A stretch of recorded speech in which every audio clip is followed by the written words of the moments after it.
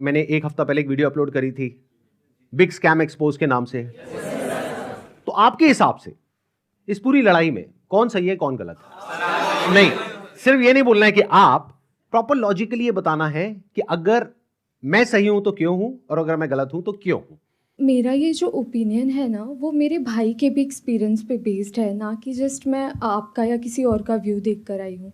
Basically मैंने इसको बहुत करीब से देखा है, क्योंकि जब हम 11th और 12th में थे, अभी मैं यूपीएससी कर रही हूँ यहाँ पर, तो जब हम 11th और 12th में थे तो मेरे भाई को भी ऐसे लोगों ने अप्रोच किया था, मुझे भी कई बार अप्रोच किया था। वहां पे आपने देखा होगा किस तरीके से मोटिवेट किया जाता है, कैसे एक इंसान एक को अलग सा ही इन्वायरमेंट क्रिएट कर दिया जाता है कि आपको समझ में ही नहीं आएगा कि क्या गलत है क्या सही है। वो इतने कॉन्फिडेंट हो गए, स्पेशली एक लड़की थी, मेरी फ्रेंड थी, वो मुझे बोलती थी कि तू चल तू चल। तो हमेशा उसकी स्टेटस पे मुझे यही दिखता था कि कोई BMW के साथ फ़ोटो पोस्ट कर रहा है। Exactly guys, I am not lying. तो कोई मर्सिडीज़ के साथ डाल रहा है। तो भाई ने भी मुझे कल ये बात बताई कि ये सब फेक होता है। अगर प्रोडक्ट बेचना तो आप सिंपली बेच दो ना, कि हाँ साबुन है 10 रुपए का, ले लो। उसके पीछे आप BMW क्यों दिखा रहे हो, जो कि वो पॉसिबल नहीं है। Exactly, that is the truth. कुछ लोगों को ये लग रहा है कि ये लड़ाई मेरे और विवेक बिंद्रा के बीच में है, जबकि ऐसा कभी था ही नहीं। ये कुछ लोग समझ रहे हैं या वो खुद समझ रहे हैं। ये लड़ाई एक्चुअल में सच और झूठ की है। ये लड़ाई एक्चुअल में सही और गलत की है। सर इसमें गलत क्या है वैसे? सर वो कोई तिकड़म लगा के अपना कोई प्रोडक्ट बेच रहा है। सर ऐसे बहुत सारे लोग हैं दुनिया में जो कुछ ना कुछ कर ही रहे हैं, कई सारी टैक्टिक्स लगा रहे हैं। और जैसे एडवर्टीजमेंट में बहुत सारा कुछ होता है, तो सर ये भी इसने भी कोई अपनी टैक्टिक्स निकाली है, तो उसमें सर गलत क्या है अपना प्रोडक्ट बेचने वेरी गुड पॉइंट कि इसमें गलत क्या है। कोई बताना चाहेगा कि इसमें कुछ गलत है या नहीं है या ये सही है? सर बेसिकली इसमें सबसे पहले हमारे लोग 18 to 25 के एज ग्रुप के बच्चों को टारगेट किया जाता है और इसमें उनको सेमिनार तक ले जाया जाता है और उनको ज़बरदस्ती आप अपने कुछ भी बेच रहे हो उन्हें फंसा दिया जाता है। सर अजीब टाइप के वहाँ म्यूजिक वगैरह चल रहे होते सेमिनार में। मैं खुद भी ज्वाइन किया था कंपनी में और वो बोलते थे कि आपको आपकी दाढ़ी आने से पहले आपकी गाड़ी आ जाएगी। आई नहीं सर। सर सबसे पहले मैं ये कहना चाहूँगा, क्योंकि जिस आपने बिग स्कैम वीडियो अपलोड की यूट्यूब पे, उसमें आपने ना नाम किसी का बताया ना कंपनी का नाम लिया।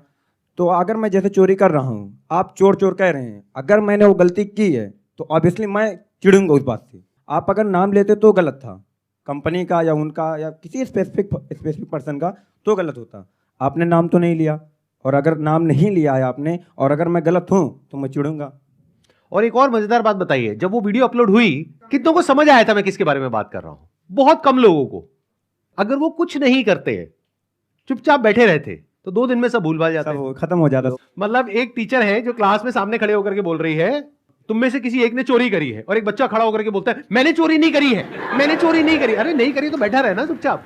सर इस पर मैं अपने थॉट शेयर करना चाहूँगा। सबसे पहले तो कोई कोर्स बेचना या प्रोडक्ट बेचना कोई गलत नहीं है, लेकिन प्रोडक्ट का अगर आप 50,000 का बेच रहे हो तो उसकी औकात भी होनी चाहिए उतनी। उनके प्रोडक्ट की औकात है 100 रुपये की, लेकिन बेच रहे हैं 50,000 में। सर एक पॉइंट और मैं शेयर करना चाहूँगा। प्लीज बोलिए। लाइक किसी को पसंद नहीं आया और आप उससे कह रहे हो कि आप दूसरों को सेल करो, तो वो उससे ही बड़ा स्कैम है। असली स्कैम ये है, ध्यान से समझ लो सब लोग, कि एक प्रोडक्ट जो आपको पसंद नहीं आया, आप अपने पैसे वापस मांग रहे हो, लेकिन आपको कहा जा रहा है अगर आपको अपने पैसे वापस चाहिए तो अपने जैसे और 4 बेवकूफ पकड़ करके लाओ और उस पर 30% 35% जो भी है कमीशन लो, और जो आपने पैसा लगाया वो पूरा पैसा आपको वापस। ये स्कैम है। अच्छा, इसी में अगर कोई जेन्युइन प्रोडक्ट हो तो क्या ये स्कैम है? नो सर, नहीं है। ये भी ध्यान से समझ लेना। तो मजे की बात यह है कि जब मैंने स्कैम को एक्सपोज किया तो ऐसी हजारों कंपनीज हैं इंडिया में, उनमें से सिर्फ एक ही कंपनी वाले और उस कंपनी का मालिक नहा धो करके मेरे पीछे पड़ गया। इसका मतलब क्या निकालोगे? अब आ करके कह रहे हैं कि बताओ इसमें स्कैम क्या है, तो ठीक है मैं बताता हूं स्कैम क्या है।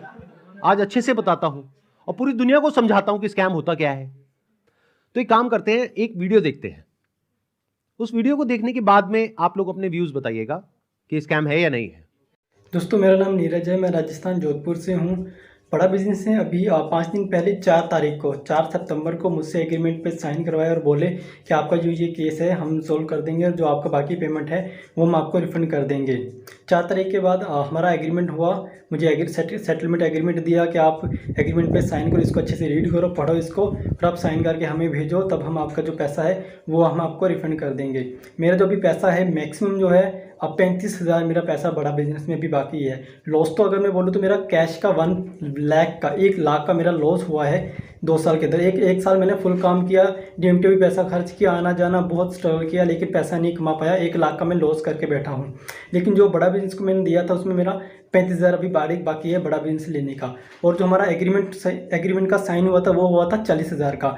तो मेरा समीर करके नाम है, तो उन्होंने मुझको एग्रीमेंट दिया और बोला कि 40,290 रुपये जो अमाउंट है वो आपके हम अकाउंट में ट्रांसफ़र कर देंगे जब आप एग्रीमेंट साइन करके हमें भेजोगे उसके बाद। तो मुझे 2-3 दिन बोलते रहे, सर कल होगा, परसों होगा, 24 घंटे 48 घंटे ऐसे ही बोलते लास्ट में आके बोला सर आपको रिफंड नहीं होगा, आप हमारे रिफंड कैटेगरी में नहीं आते। और उसके बाद मेरे को बोला सर हमारे एक सीनियर आपको कॉल करेंगे, लेकिन उनके किसी भी सीनियर्स का मेरे पास कॉल नहीं आया, ना मुझे व्हाट्सएप पे रिप्लाई दे रहे हैं। यहाँ पे कुछ पोस्ट हैं वो भी मैं आपको शेयर कर दूंगा स्क्रीनशॉट, जो आप देख सकते हो कि कितना बड़ा मेरे साथ फ्रॉड हुआ है। तो अगर आपको भी ऐसे सेटलमेंट एग्रीमेंट दिया जाता है कि आप साइन करिए और आपको पैसा हम रिफंड दे देंगे, तो मेरे दोस्तों ये बिल्कुल भी भूल के भी मत करना एग्रीमेंट साइन।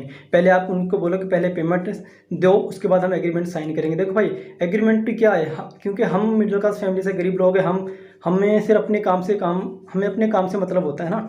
तो हमें जब अपना पैसा मिल जाएगा तो हम पैसा लेके हमें क्या करना बड़ा बिजनेस है ना, हम उनके बारे में नेगेटिव क्यों बोलेंगे। उसके बाद इन्होंने मुझसे वीडियो भी बनवाया, मेरा यूट्यूब चैनल था वो भी डिलीट करवा दिया, व्हाट्सअप ग्रुप भी डिलीट करवा दिया, लेकिन मेरा पैसा इन्होंने रिफंड नहीं किया। जो उन्होंने बोला मैंने वो किया, लेकिन मेरा पैसा इन्होंने रिफंड नहीं किया है। इसलिए मैं दोबारा सब वीडियो बनाना सोशल मीडिया पर जब तक मेरा पैसा नहीं मिल जाता है मैं तब तक वीडियो बनाता रहूँगा और अपनी लड़ाई में लड़ता रहूँगा। अगर वो मेरी तरफ लीगल एक्शन भी मेरे ऊपर लेंगे तो उसका मेरे को कोई दिक्कत नहीं है, क्योंकि वैसे भी हम बर्बाद हो चुके हैं, हमारा पूरा सब कुछ है जो उजड़ चुका है ना।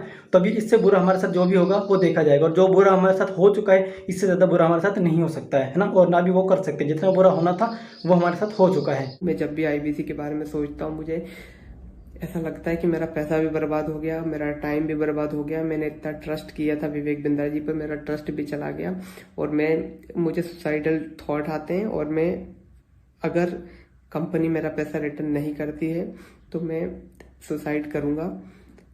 और मैंने 10-12 वीडियो बना करके अलग अलग चैनल पर डाल दिए हैं और शेड्यूल कर दिया है। मेरे ना होने के बाद वो वीडियोस रिलीज होते जाएंगे जिस पे मैंने बताया है कि किस तरीके से मैंने डॉक्टर विवेक बिंद्रा जी का वो सब भी लगा दिया कि मेल पर कि मैंने पैसा डाला था, और मेरा चैनल स्ट्राइक पड़वा दी गई है। और मुझे बोलने की भी वो नहीं दिया कि मैं बोल सकता हूँ, इसलिए मैं ये बिल्कुल नए चैनल पर ये वीडियो डाल रहा हूँ। और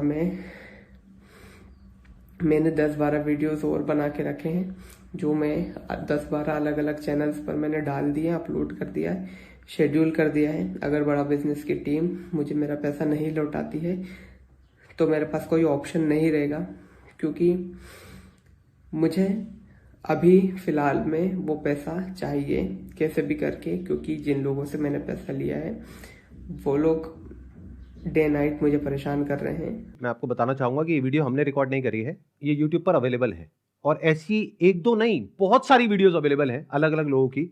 और बहुत सारे ऐसे बच्चे हैं जिन्होंने ब्याज पे पैसा लिया है, हम लोग शायद समझ भी नहीं सकते कि इन लोगों के ऊपर क्या बीत रही है। और ऐसी 1-2 नहीं बहुत सारी वीडियोस हैं, आप जा करके यूट्यूब पे सर्च कर सकते हैं।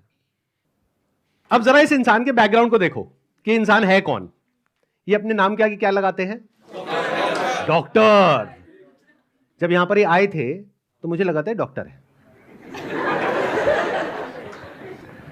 लेकिन बाद में जब मैंने रिसर्च करी अभी पिछले 1 हफ्ते में ये सब जो हुआ है, तो मुझे पता लगा इन्होंने कोई MBBS नहीं किया है इंडिया की किसी भी यूनिवर्सिटी से, या US से, UK से, कहीं से कुछ नहीं किया है। कहां से डिग्री मिली है, कैसे मिली है, वो अगर आप थोड़ा सा रिसर्च करोगे तो आपको समझ आ जाएगा। पाकिस्तान से। किसने बोला पाकिस्तान से? देखो मैं आपको हिंट देता हूं, पाकिस्तान इंडिया का नेबर है, ऐसे ही इंडिया का एक नेबर है बांग्लादेश, श्रीलंका। अभी काम करते हैं, अब लीगली बात करते हैं कि स्कैम है या नहीं है। कि मतलब हमारी कंट्री का जो लॉ है वो क्या बोलता है, उसको स्टडी करते हैं। उसके लिए मेरे पास में कुछ डॉक्यूमेंट्स हैं, इसका मैं लिंक दे दूंगा अपने वीडियो के डिस्क्रिप्शन में नीचे, तो आप क्लिक करके डायरेक्टली जा करके गवर्नमेंट की जो वेबसाइट्स हैं वहां पे जा करके देख सकते हैं, पढ़ सकते हैं। ये मैं नहीं कह रहा हूं, हमारी कंट्री की गवर्नमेंट कह रही है, ये उनके नोटिफिकेशंस हैं। सबसे पहले ये समझो कि ये जो स्कैम्स है ना इस तरह के, ये आज से नहीं चल रहे हैं, ये पिछले 100 साल से चल रहे हैं। तो इसके लिए 1978 में एक एक्ट बना था जिसको बोलते हैं prize chit and money circulation act, जहां पर के इस तरह की जो मनी सर्कुलेशन स्कीम्स होती हैं या पिरामिड स्कीम्स होती हैं उन सबको बैन कर दिया गया था। मतलब क्या कि अगर आप एक कंपनी खोलते हो और किसी से पैसा लेते हो, फॉर एग्जांपल मैंने एक कंपनी खोली, वहां पे मैंने आपसे 1 लाख रुपए लिया और आपको बोला कि आप आगे किसी को ज्वाइन करा दो, तो जब आपने किसी को आगे ज्वाइन कराया, अपने फ्रेंड को, रिलेटिव को, किसी को भी और कैसे भी, तो उसमें आपको कितना मिला? 30,000। 70,000 किसको मिला? कंपनी को। तो ये स्कीम इस तरीके से आगे बढ़ती रहती है, यानी वो जो पैसा आ रहा है वही पैसा पब्लिक से लेकर के पब्लिक में ही रोटेट कर दिया जाता है। और एक ऐसा पॉइंट आता है जब जा करके पूरा का पूरा जो पिरामिड है ये कोलैप्स कर जाता है। तो यहां पर जो लोग टॉप पे बैठे होते हैं वो तो पैसा कमा लेते हैं, बट जो बॉटम ऑफ द पिरामिड है उन सबका पैसा डूब जाता है। और फिर या तो ये कंपनीज बंद हो जाती हैं या भाग जाती हैं पैसा लेकर के। पास्ट में ऐसा बहुत कंपनीज ने किया है, उसमें से बहुत सारी कंपनीज के जो ओनर्स हैं वो आज जेल में हैं। तो ये एक प्रॉपर स्कैम है जिसको गवर्नमेंट ने बैन किया हुआ है। फिर सवाल उठता है कि जब ये बैन है तो लोग कैसे कर रहे हैं? देखो, ध्यान से सुनो, ध्यान से समझो। आपसे अगर मैं पैसा लेता हूं और आपको बदले में कुछ नहीं देता हूं तो वो तो इलीगल है। लेकिन मान लो मैंने आपसे पैसा लिया 50,000 रुपए, बदले में आपको एक 50 रुपए का प्रोडक्ट दे दिया, तो क्या वो लीगल है? इलीगल है?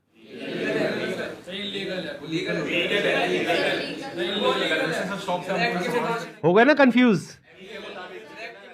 तो ये एक लूपहोल है, ये जो लॉ है उसके अंदर, इसको ये लोग यूज कर रहे हैं। मतलब गवर्नमेंट ने क्या कहा कि अगर आप किसी के घर का दरवाजा तोड़ते हो और अंदर जाते हो और चोरी करते हो तो आपको सजा होगी।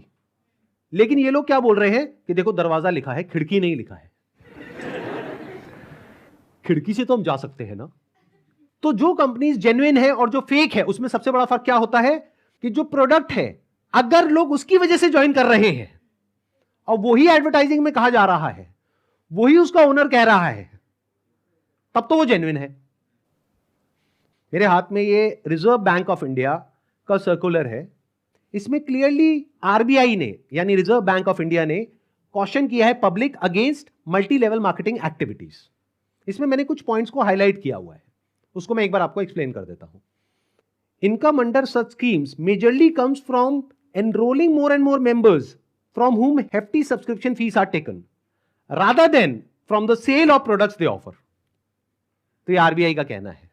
मतलब देखना ये है क्या वो जो प्रोडक्ट है और सर्विस है उसका जो प्राइस है वो मार्केट से थोड़ा ज्यादा है या बहुत ज्यादा है। अब आपको एक बहुत मजेदार बात बताता हूं। ये सिखा रहे हैं 10 दिन का एमबीए। 10 दिन में कौन सा एमबीए होता है? मतलब इस हिसाब से आईआईएम और ये जितने टॉप एमबीए कॉलेजेस हैं उसकी प्रिपरेशन के लिए लोग कोचिंग में जाते हैं, तैयारी करते हैं कैट को क्रैक करने के लिए, उस सबकी तो कोई जरूरत ही नहीं है। साक्षात विवेक बिंद्रा जी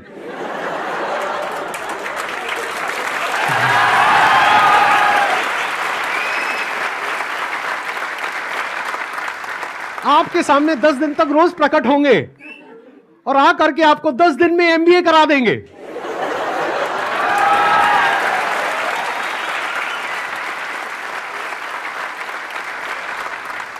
प्रोफेसर साहब, एक बात बताइए, आपने अपनी वीडियो में बोला कि एक इमेज मैं 20,000 रुपए की बेच रहा हूं, तो क्या वो स्कैम नहीं है?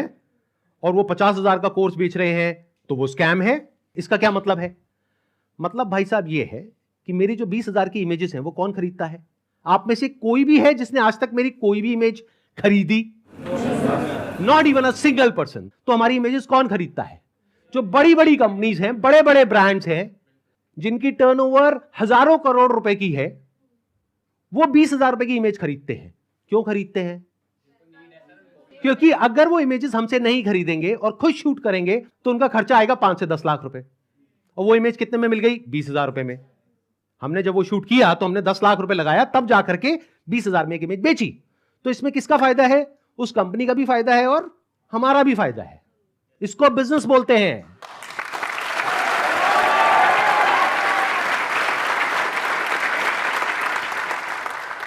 देखते हैं आरबीआई और गवर्नमेंट ऑफ इंडिया क्या कहती है उनके बिजनेस मॉडल के बारे में। The Reserve Bank has also said that acceptance of money under money circulation, multi-level marketing, pyramid structures is a cognizable offense under the Price, Chit and Money Circulation Banning Act 1978. Members of public coming across such offers, ध्यान से सुनना, should immediately lodge a complaint with the state police. ये RBI कह रही है कि अगर आपके साथ में ऐसा कुछ हुआ है तो आपको क्या करना है? You should immediately lodge a complaint with the state police. अब एक और नोटिफिकेशन है जो बहुत इंपॉर्टेंट है, इनफैक्ट मोस्ट इंपॉर्टेंट है इस पूरी की पूरी डिस्कशन के लिए। जितनी भी एमएलएम स्कीम्स चल रही हैं, पिरामिड स्कीम्स चल रही हैं, डायरेक्ट सेलिंग कंपनीज चल रही हैं, एफिलिएट मार्केटिंग कंपनीज चल रही हैं, कि वो लीगल है या इलीगल है, ये कैसे समझा जाए। तो इसके लिए गवर्नमेंट ऑफ इंडिया ने 2021 में एक बहुत ही अच्छा स्टेप उठाया। ये मेरे हाथ में एक नोटिफिकेशन है गवर्नमेंट ऑफ इंडिया का, मिनिस्ट्री ऑफ कंज्यूमर अफेयर्स का। उसमें क्या कहा गया है? ये टोटल 13 पेज का डॉक्यूमेंट है, जिसमें क्या कहा गया है? The central government hereby proposes to frame consumer protection direct selling rules 2021 में आए थे। इसके बारे में बहुत लोगों को पता ही नहीं है, इसलिए ये स्कैम इतने आसानी से चल रहे हैं। अगर पता हो तो इनकी दुकान 2 दिन में बंद हो जाए। डिटेल में अगर आप जानना चाहते हैं इसमें क्या क्या लिखा हुआ है तो नीचे यहाँ पे डिस्क्रिप्शन में आपको लिंक मिलेगा, उस पर क्लिक करके आप देख सकते हैं और पढ़ सकते हैं इसको। मैं बस शॉर्ट में कुछ पॉइंट्स मैंने हाईलाइट करे हुए हैं, वो आपको बताता हूं जो समझना बहुत जरूरी है। It applies to all models of direct selling, whether it is multi level, whether it is single level, whether it is affiliate, किसी भी स्ट्रक्चर से आप सेलिंग कर रहे हो तो आपको इन रूल्स को फॉलो करना है। सबसे पहला रूल क्या है? It has no provision that a direct seller will receive remuneration और incentives for recruitment oblique enrolment of new participants in the direct selling business except as a result of sale of goods और services by them. मैं इसको थोड़ा सरल भाषा में translate करके बताता हूं। इसमें कहा जा रहा है, आप अगर एक डायरेक्ट सेलिंग कंपनी हो तो आपकी कंपनी में जो डायरेक्ट सेलर्स हैं उनको जो पैसा मिल रहा है या इंसेंटिव मिल रहा है या कमीशन मिल रहा है, वो नए मेंबर्स को एनरोल करने पर नहीं मिलना चाहिए, बल्कि वो मिलना चाहिए फॉर सेल ऑफ गुड्स और सर्विसेज बाय देम।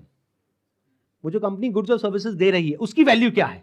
अब ये कौन डिसाइड करेगा? जिन्होंने वो परचेज किया। अगर तो उन्होंने 50,000 का कोर्स परचेज किया इनकी कंपनी से और वो सब सेटिस्फाइड है तो कोई प्रॉब्लम ही नहीं है। बट अगर उसमें से 99% लोग सेटिस्फाइड नहीं और अपना पैसा वापस मांग रहे हैं और ये पैसा वापस नहीं कर रहे हैं तो ये स्कैम है ना। बिंद्रा जी आपने पूछा था ना क्यों है ये स्कैम, तो बता रहा हूं आपको। इसमें कहा गया है, इट अलाउज और provides for a buy back or repurchase policy for currently marketable goods which are not unpacked or services sold to the participant at the request of the participant at reasonable commercial terms। मतलब कि कोई buyback का option होना चाहिए। किसी company ने आपको 50,000 रुपए के कुछ प्रोडक्ट्स या सर्विसेज दे दी, अब आप कहते हो मेरे किसी काम की नहीं है, तो अब आप उसका क्या करोगे? उस कंपनी को एक बायबैक पॉलिसी देनी पड़ेगी। अब देखना, ध्यान से सुनना, ध्यान से समझना। बायबैक आप किस चीज पर दे सकते हो? जिसकी कोई मार्केट वैल्यू हो। मतलब कि गवर्नमेंट क्या कह रही है यहां पर कि आप कोई ऐसा प्रोडक्ट बेचो डायरेक्ट सेलिंग में जिसकी कोई मार्केट वैल्यू हो, क्योंकि अगर 3 महीने बाद वो इंसान आकर के कहता है कि ये लो आपके प्रोडक्ट्स वापस, तो उस कंपनी को पता है कि ये प्रोडक्ट्स पैक्ड हैं, तो ये प्रोडक्ट्स हम किसी और को दे देंगे, तो ना कंपनी का नुकसान हुआ ना कस्टमर का नुकसान हुआ। बट अगर कुछ आपने ऐसा बेच दिया है जिसकी कोई मार्केट वैल्यू नहीं है, फॉर एग्जाम्पल आपने कोर्स खरीदा इनसे, अगर आप जा करके किसी को बोलते हो कि कोर्स मैंने 50,000 का लिया है, आपको 5,000 का देती हूं, ले लो, कोई लेगा? 500 रुपए का लेगा? तो इसकी मार्केट वैल्यू क्या है? Zero. It is a clear violation of this act. इसलिए ये स्कैम है Bindra ji.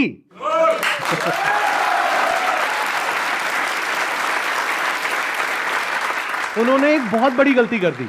It was never meant to be Sandeep Maheshwari versus Vivek Bindra. It was just an awareness video. जबरदस्ती आकर के बीच में छलांग मारी है उन्होंने, जबरदस्ती। मेरा मकसद सिर्फ किसी एक पर्सन को टारगेट करना नहीं है, बल्कि सबको अवेयर करवाना है कि देखो दुनिया में ऐसा कुछ हो रहा है, तो बच करके रहो। Miss selling means recklessly misrepresenting a product or service in order to successfully complete a sale. It also includes providing consumers with misleading information about a product or service. This can involve omitting key information, मतलब key information आप उनसे छुपा रहे हो about a product, or providing information that makes the product appear to be something it is not. मतलब कि अगर सरल भाषा में बोला जाए तो आप ऐसा नहीं कर सकते कि आप दिखा कुछ और रहे हो और दे कुछ और रहे हो। उन्होंने अपनी एक वीडियो में नहीं, पता नहीं कितनी वीडियोस में खुलेआम खुद उन्होंने, विवेक बिंद्रा ने खुल करके बोला है कि अगर आप महीने का 10 लाख रुपए नहीं कमा सके तो मैं आपके सारे पैसे वापस कर दूंगा। अब एक सबसे इंपॉर्टेंट क्लॉज आ रहा है, इसके बाद मैं एक वीडियो प्ले करूंगा। क्लॉज नंबर 7 का 2E एक पर्टिकुलर क्लॉज है जो सबसे इंपॉर्टेंट है इस पूरे के पूरे सर्कुलर में। इसको ध्यान से सुनना, ध्यान से समझना। A direct selling entity and direct seller shall not refuse to take back spurious goods or deficient services and refund the consideration paid for goods and services provided. इससे कोई फर्क नहीं पड़ता कि आपने उस कंपनी के साथ में क्या एग्रीमेंट किया है, फर्क इससे पड़ता है कि लॉ क्या है। फॉर एग्जाम्पल, आप किसी के साथ में एग्रीमेंट करते हो किसी का मर्डर करने के लिए, तो आप कोर्ट में जाकर के ये नहीं बोल सकते थे कि हमारा एग्रीमेंट था। क्यों? क्योंकि जो कंट्री का लॉ है वो किसी भी एग्रीमेंट के ऊपर है। The law of the land supersedes all agreements. तो आप लोग जो डर रहे हो ना कि हमने उनके साथ में कॉन्ट्रैक्ट साइन किया, एग्रीमेंट साइन किया है, अरे पहले लॉ को तो देख लो, लॉ क्या कहता है। अगर लॉ के हिसाब से वो गलत है तो गलत है, नो मैटर कि उसने आपके साथ क्या एग्रीमेंट किया है। That agreement must be in line with the law of the land. तो ये क्लॉज को मैं दोबारा से पढ़ूंगा, ध्यान से सुनना। A direct selling entity and direct seller shall not refuse to take back deficient services. Deficient word का क्या मतलब होता है? कोई भी ऐसी सर्विसेज जिसमें किसी भी तरह की कोई कमी है और जो कंज्यूमर है वो कहता है कि ये जो आपने मेरे को कोर्स दिया है या प्रोडक्ट दिया है या सर्विस दिया है ये बेकार है, किसी काम की नहीं है, तो उस कंपनी को पैसा रिफंड करना ही पड़ेगा। ये मैं नहीं कह रहा हूं, हमारी कंट्री का लॉ बोल रहा है। अब ये जो मैंने आपको कुछ पॉइंट्स बताए, इसके अकॉर्डिंग एक बार एक छोटी सी वीडियो को देखो, बड़े प्रोफेसर की, देखते हैं वो क्या बोलते हैं। मैं आपको अपना व्हाट्सएप का नंबर दूंगा, ईमेल एड्रेस दूंगा, वहां बोल दीजिए आकर के पैसे ले जाइए। नहीं भी आना तो आप ईमेल कर दीजिएगा, आपको पैसे आपके अकाउंट में ट्रांसफर हो जाएंगे। तो आप या तो 50-60 हजार रुपए वापस ले जाइए या लाखों लाखों लाखों रुपए हर महीने कमा लीजिए, दोनों में से कुछ भी कर लीजिए।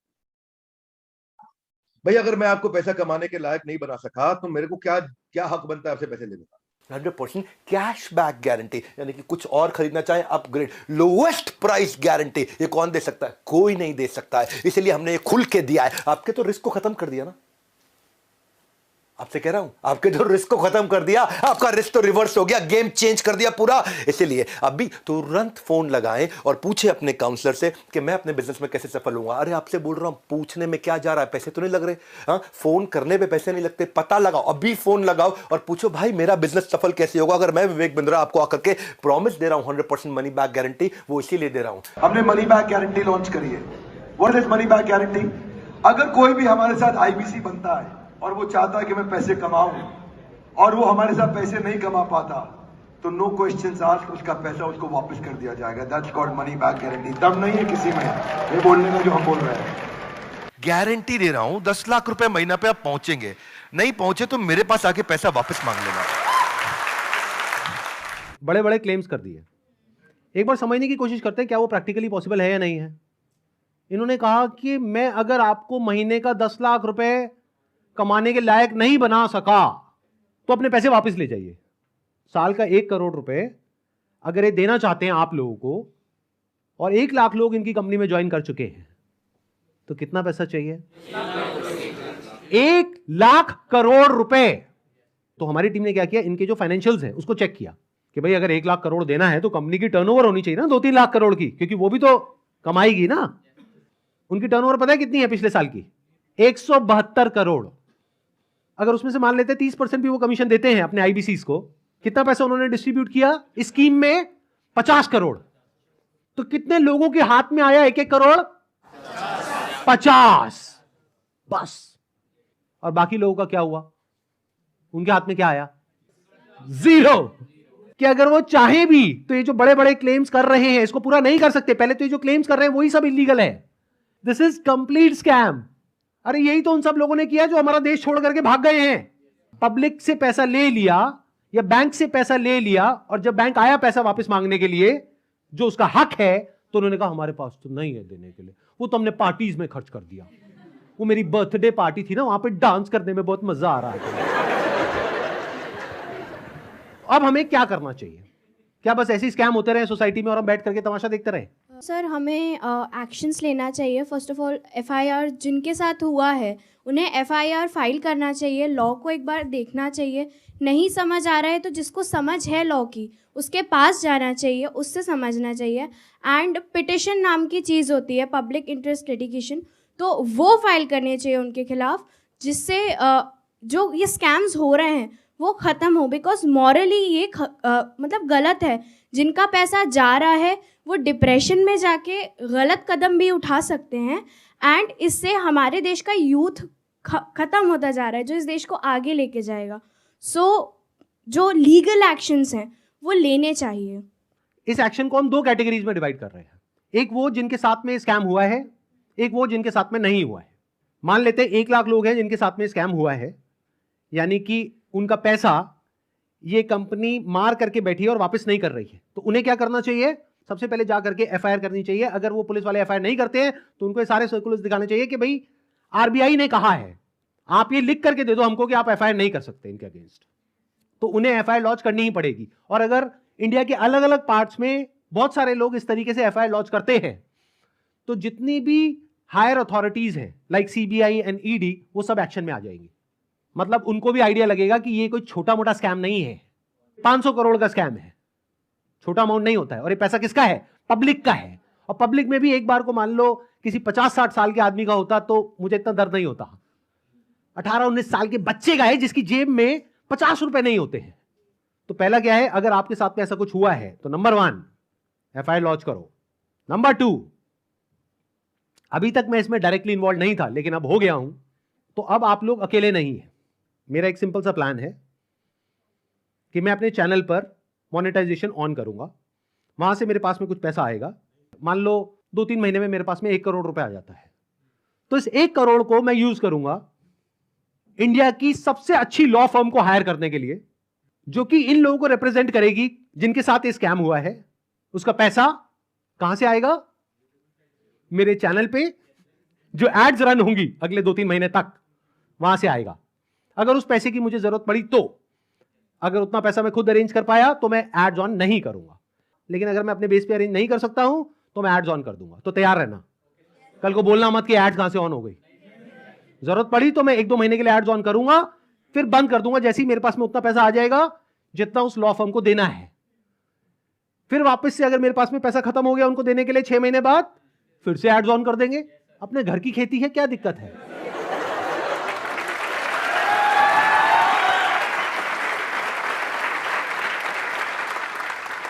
तो अब आप लोगों को क्या करना है, जिनके साथ में स्कैम हुआ है हमको ईमेल करिए।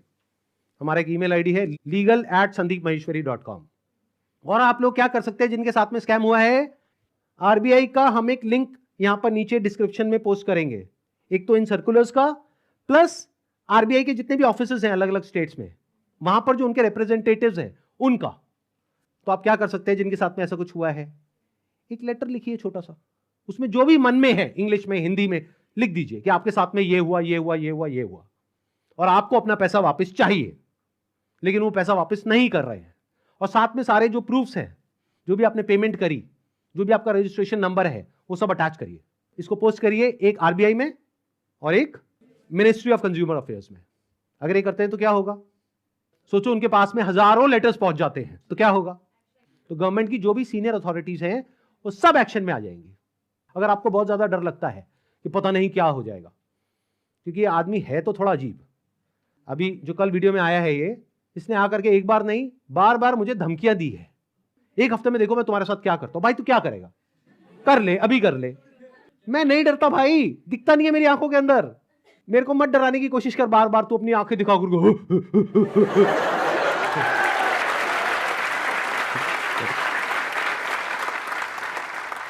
अगर मेरे को एक्चुअल में कुछ हो गया अगले 1 हफ्ते में, तो सारा शक किस पे जाएगा? है ना? कैसा प्रोफेसर है? थोड़ा तो बुद्धि यूज कर, थोड़ा तो लॉजिक नाम की चीज यूज कर। पब्लिकली आ करके मेरे को धमकाए चले जा रहा है, क्या ये लीगल है? अच्छा, एक चीज ध्यान में रखनी है आप लोगों को जिनके साथ भी स्कैम हुआ है, चाहे आप हमको ईमेल कर रहे हैं, चाहे आप कहीं पर भी इस तरह से लेटर भेज रहे हैं या ईमेल्स भेज रहे हैं, जहां भी आप भेज रहे हैं, जो भी प्रूफ है पेमेंट का वो साथ में अटैच करिए और अपनी कॉन्टैक्ट डिटेल्स प्रॉपर तरीके से दीजिए, क्योंकि अगर आप हमको ईमेल कर रहे हैं तो हमारी लीगल टीम आपको कॉन्टैक्ट करेगी आपके फैक्ट्स को वेरीफाई करने के लिए। तो ये हो गया एक कैटेगरी उन लोगों की जिनके साथ में स्कैम हुआ है। अब बात करते हैं बाकी के लोग, जो आप लोग हो। क्या आप जेन्युइनली कुछ करना चाहते हो? कितने हैं जो जेन्युइनली कुछ करना चाहते हैं? तो एक हैशटैग है जिसको बहुत तेजी से हमको स्प्रेड करना है। मतलब कि जब ये वीडियो अपलोड होगी उसी दिन ये हैशटैग हर जगह ट्रेंड करना चाहिए। हर यूट्यूब के कमेंट सेक्शन में, ट्विटर पर, इंस्टाग्राम पर, हर जगह इसके बारे में बात होनी चाहिए। उसके पीछे क्या वजह है? क्योंकि जैसे ये वीडियो अपलोड होगी उनको समझ आ जाएगा कि अब उनके लिए सारे दरवाजे बंद हो गए हैं, and it is just a matter of time जब उनके अगेंस्ट बहुत बड़े लेवल पर लीगल एक्शन होने वाला है। तो वो क्या करेंगे? वही जो पास्ट में ऐसे सब लोगों ने किया, वो देश छोड़ करके भागेंगे। इसका टाइम नहीं देना है। तो वो कब हो सकता है? जब आरबीआई के जितने भी सोशल मीडिया पेजेस हैं, मिनिस्ट्री ऑफ कंज्यूमर अफेयर्स के जितने भी सोशल मीडिया पेजेस हैं, वहां पर सब जगह ये हैशटैग ट्रेंड कर रहा हो, तो क्या होगा? इमीडिएटली उसके ऊपर एक्शन होगा। तो अब इनको रोकने का क्या तरीका है? एक हैशटैग है, ध्यान से सुन लो इस हैशटैग को, और ये यहां पे आ भी जाएगा नीचे और वीडियो में भी दिख रहा होगा आपको। Hashtag stop Vivek Bindra. रोको इसको भाई।